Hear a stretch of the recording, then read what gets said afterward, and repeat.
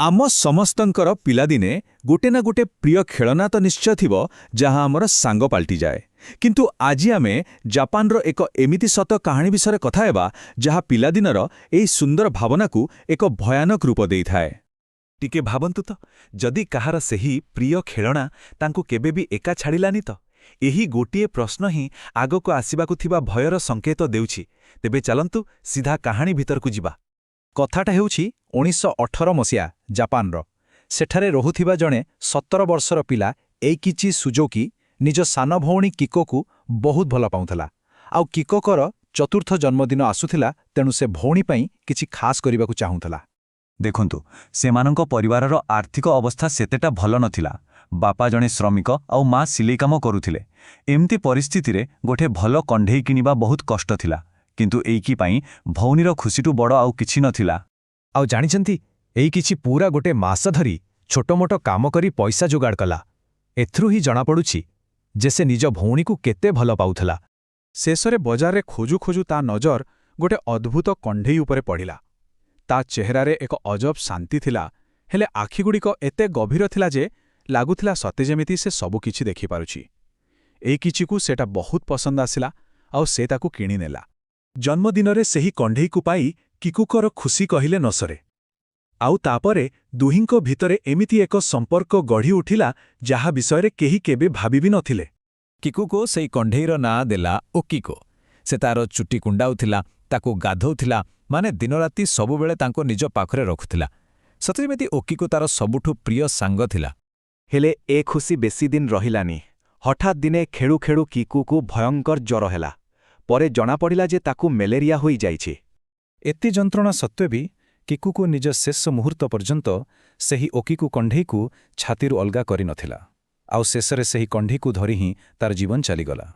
परिवार लोके किकुकोर स्मृतिरे सेही कंढेईकु जळाई पारिलेनि, तेणु सेमाने ताकु घरर गोटिए सेल्फरे रखिदेले।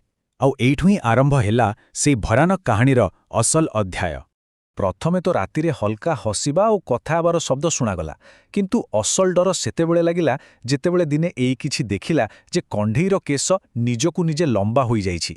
आउ सबुठु आश्चर्यर कथा, केश केवल लंबा हेउ नथिला, बरं तार रंग आउ गठन भी पूरा मଣିଷ चुटी भଳି हेइ जाउथिला। एहा देखि एकिचिर माँ भयरे कंढेईर केशकु काटी पुनी छोट करदेले।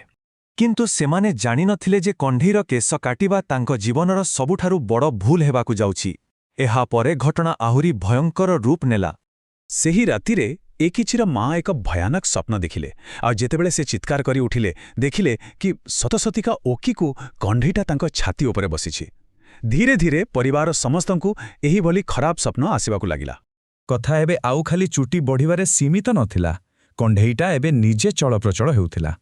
दिने तो एई किछि देखिला जे कंढेईटा ता आडकु मुंड बुलाई आखि मेंटिका मारुछि।